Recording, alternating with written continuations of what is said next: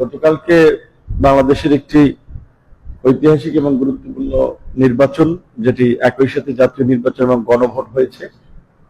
তো জাতীয় সংসদ নির্বাচনে আপনারা আমার প্রতি আস্থা রেখেছেন, আমাকে ভোট দিয়েছেন। যদিও এই মসজিদে বসে কথা বলছি, বাট ভোট দিয়েছে সারা গলাচিপা 10 মিলিয়ন মানুষই।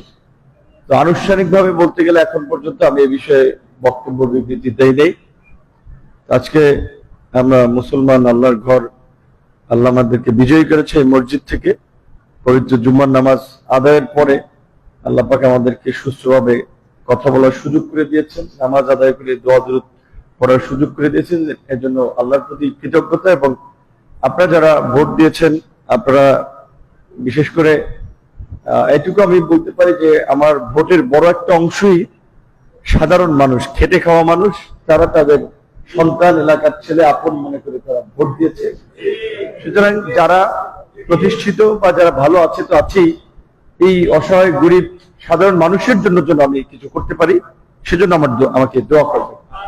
পাশাপাশি আমরা যেটা নির্বাচনের আগে মানুষের সাথে অঙ্গীকার করেছি, এখানে গোলাম মাসরুর সাহেব আছেন, প্রচারের আমাদের এলাকার শিল্পপতি মানুষ, দানবীর মানুষ, এলাকার অনেক পরিবার পরিজন, ফ্যামিলি, মসজিদ, মাদ্রাসা ব্যাপক সহযোগিতা করেছিলেন। তিনি শুধু নির্বাচন করার জন্য আসলে ঢাকা থেকে এসেছেন। এই মনে হয় জীবনে এরকমের রাত বিরাত মানে জেগে থাকেন নাই, আমার জন্য করেছেন। এবং অনেক মুরব্বী আছে, তারা আমার জন্য পরিশ্রম করেছেন। এবং এটা বাস্তব, এটা আপনারা যারা এখানে সিনিয়র এই শহরে তারা জানেন, নির্বাচনের পরে যারা জয়লাভ করে কিংবা যারা হেরে যায়, একটা ব্যাপক ধরনের সংঘাত এবং সহিংসতা কিন্তু হয়। অনেক ঘর বাড়িতে আগুন জ্বলে, মারামারি কাটাকাটি হয়। তো আমরা আল্লাহর কাছে আরো শুকরিয়া আদায় করি যে এই গলাচিপা 10 মিনিটে এখন পর্যন্ত একটি বিচ্ছিন্ন ঘটনাও ঘটে নাই, এবং আশা করি ভবিষ্যতেও ঘটবে না। আপনারা যারা আছেন এখানে, এই জন্য আপনাদের মাধ্যমে আমি পুরো গলাচিপা 10 মিনিট মানুষের উদ্দেশ্যে এই বার্তা দিচ্ছি যে আমরা যেটা বলেছিলাম যে রাজনৈতিক বিভাজন নয়, রাজনৈতিক, সামাজিক এবং ধর্মীয় ঐক্য এবং সম্প্রীতির মাধ্যমে আমরা এই গলাচিপা 10 মিনিটকে একটা শান্তি, সম্প্রীতি এবং উন্নয়নের মাধ্যমে একটা সমৃদ্ধির গলাচিপা 10 মিনিটে রূপান্তর করব।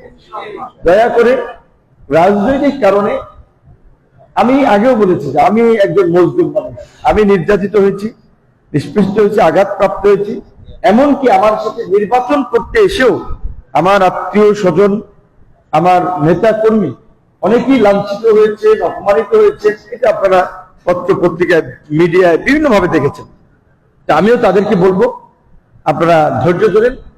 আমরা আল্লাহর কাছে এইটুকুই প্রার্থনা করবো যে তারা আমাদের সাথে এগুলো করেছে, আল্লাহ তাদেরকে হেদায়েত দান করুক, সঠিক বুঝ দান করুক। কিন্তু এলো খবরের কাগজ, নিখাদ, নির্ভীক, নিরপেক্ষ।